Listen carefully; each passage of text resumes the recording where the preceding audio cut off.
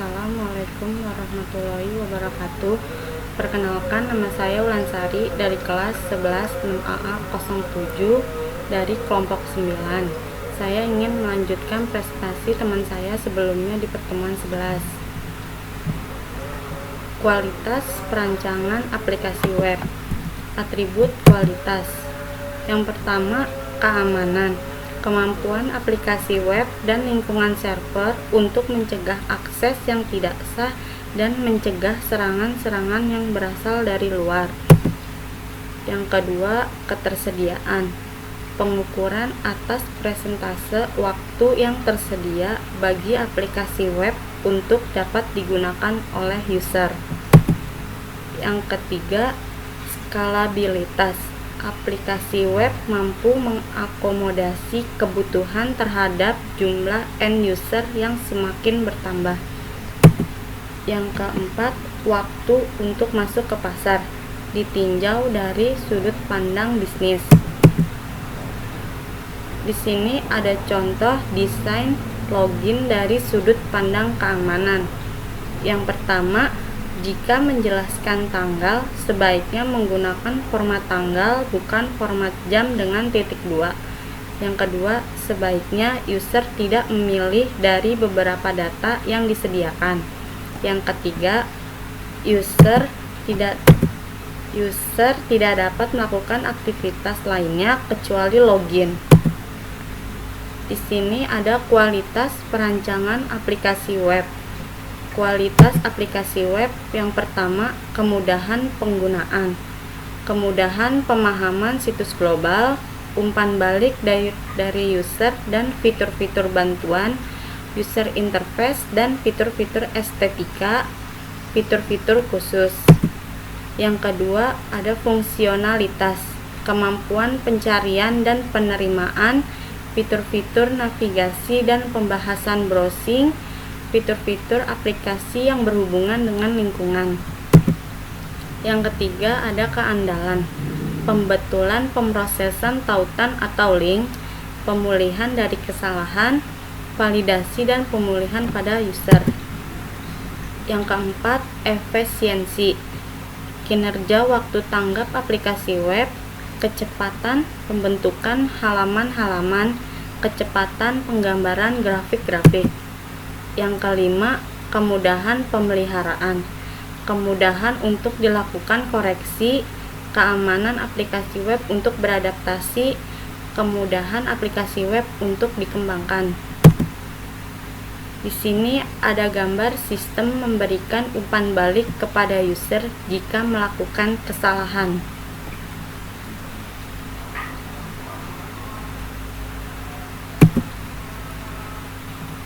Di sini ada sasaran perancangan web yang baik.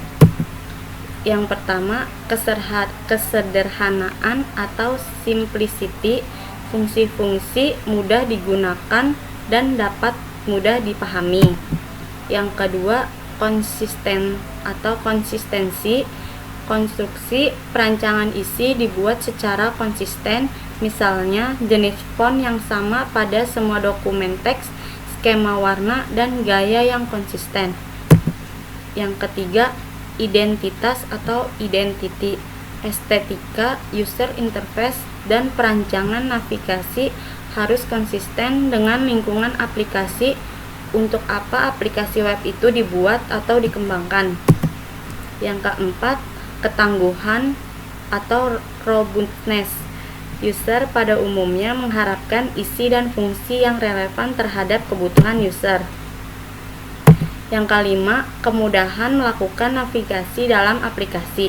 Aplikasi web seharusnya dirancang sedemikian rupa sehingga tampilannya intuitif dan hasilnya dapat dengan mudah diramalkan. Yang keenam, ada daya tarik visual, tampilan isi, rancangan user interface, pengaturan warna, keseimbangan yang harus terjadi di antara teks, grafik, dan media lainnya.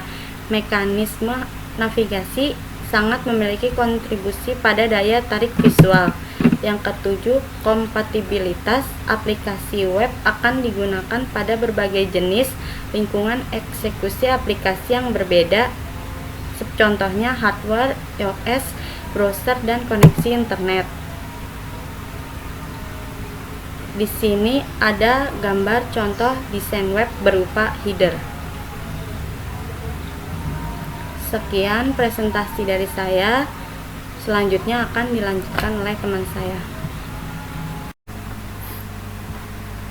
Assalamualaikum warahmatullahi wabarakatuh. Di sini saya akan melanjutkan presentasi dari teman saya sebelumnya. Nama saya Muhammad Afrizal, kelas 11 6AA07. Kelompok 9 akan menjelaskan pertemuan 11. Di sini saya akan menjelaskan tentang perancangan antarmuka atau desain interface.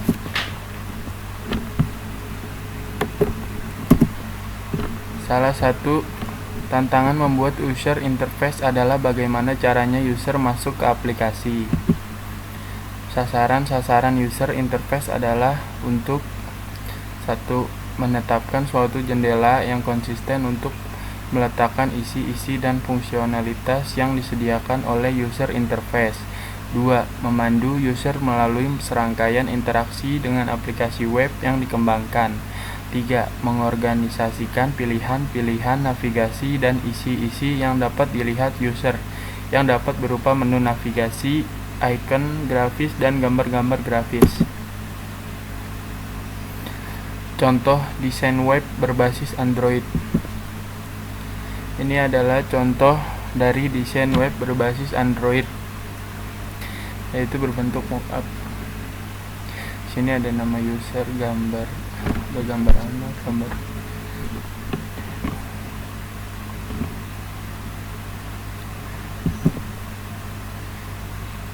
Perancangan isi. Di sini ada perancangan isi. 1. Hubungan objek isi dengan objek isi lainnya adalah sebagai bagian dari suatu model kebutuhan untuk aplikasi web. 2. Permasalahan yang terjadi pada perancangan isi jika jumlah objek isi yang digabungkan untuk membentuk halaman web tunggal merupakan fungsi dari kebutuhan user yang dibatasi oleh kecepatan pengunduhan koneksi ke internet, juga dibatasi oleh besarnya ukuran jendela monitor yang digunakan user. Ini adalah contoh tampilan rancangan detail isi buku atau objek. Di sini ada tampilan dari web page isi buku.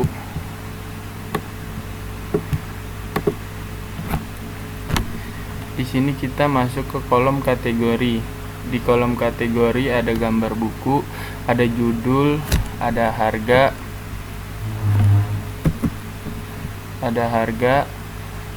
nama buku, penerbit, penulis, tanggal terbit, kategori, jumlah halaman, jumlah buku. Jika ingin pesan sekarang, silahkan klik pesan sekarang, atau bisa pesan nanti, bisa diklik tambah ke keranjang. Di sini ada perancangan estetika, sering juga disebut perancangan grafis, yang merupakan tambahan artistik yang sering digunakan untuk melengkapi aspek-aspek teknis dari perancangan aplikasi web. Tata letak yang baik pada perancangan interface. 1. Jangan mengisi bagian dari halaman web dengan informasi yang akhirnya sulit untuk mengidentifikasi informasi tersebut. 2. Lakukan penekanan pada isi yang merupakan alasan utama bagi user untuk masuk ke aplikasi web. 3. Lakukan pengelompokan fitur navigasi, isi, dan fungsi. 4. Jangan perluas bagian aplikasi dengan penggunaan scroll bar. Sebaiknya kurangi isi yang jumlahnya banyak. 5. Sesuaikan resolusi layar dan ukuran jendela browser. Di sini ada contoh. Sebaiknya tidak menggabungkan semua kebutuhan penggunaan aplikasi. Pisahkan antara pemesanan dengan pengembalian mobil, serta penggunaan warna teks yang seharusnya mudah dibaca. Ini adalah contoh.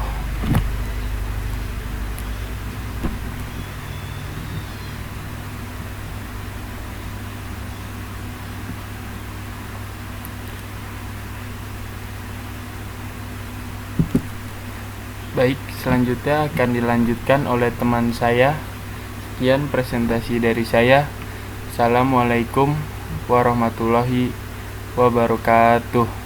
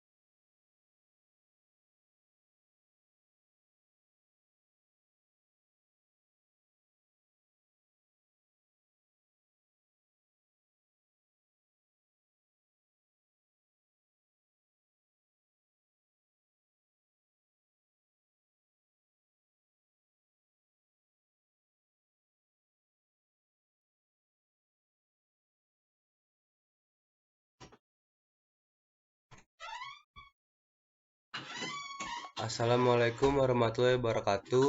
Nama saya Muhammad Gifari. Saya akan melanjutkan presentasi dari teman saya. Di sini saya akan menjelaskan tentang arsitektur aplikasi web. Arsitektur aplikasi web mendeskripsikan infrastruktur yang memungkinkan sistem atau aplikasi berbasis web untuk mencapai sasaran-sasaran bisnisnya. Yang kedua, arsitektur aplikasi web dibuat dalam 3 lapisan yang bertujuan untuk memisahkan antarmuka dari mekanisme navigasi dan dari perilaku yang dimiliki oleh aplikasi. Hal ini akan menyederhanakan implementasi aplikasi web dan akan meningkatkan penggunaan ulang komponen-komponennya. Dan di sini adalah sebagai contoh komponen-komponennya. Di sini ada user bisa berhubungan dengan controller, begitupun sebaliknya, controller berhubungan dengan view, dan bisa berhubungan juga dengan model. Database bisa berhubungan dengan model. Ini adalah bentuk aplikasinya. Arsitektur MVC atau Model View Controller. Secara fungsional dijelaskan sebagai berikut. Yang pertama ada pengendalian. Pengendalian mengelola akses ke model, ke view, dan melakukan koordinasi aliran data di antara model dan view. Yang kedua ada model. Model memuat semua isi yang bersifat spesifik terhadap aplikasi dan memuat logika pemrosesan, termasuk di dalamnya semua objek isi. Yang ketiga ada view. View memuat semua fungsi yang bersifat spesifik terhadap user interface yang di dalamnya termuat presentasi isi dan logika pemrosesan, objek isi, akses ke data, dan ke sumber informasi lainnya, dan semua fungsionalitas pemrosesan yang diperlukan end user. Dan di sini adalah sebagai contohnya.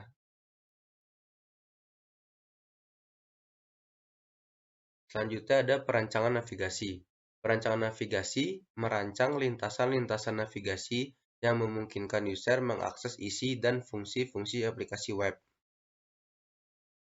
Yang pertama, yang A ada semantik navigasi. Unit semantik navigasi adalah sejumlah informasi dan struktur navigasi yang saling berkolaborasi untuk memenuhi kebutuhan user yang bersifat khusus. Contohnya adalah seorang pelanggan baru mungkin memiliki 3 use case yang berbeda yang semuanya menghasilkan akses ke informasi-informasi dan fungsi-fungsi aplikasi web yang berbeda. Semantik navigasi harus dibuat untuk masing-masing sasaran tersebut. Yang kedua, yang B, ada sintak navigasi. Link navigasi yang bersifat individual. Link berbasis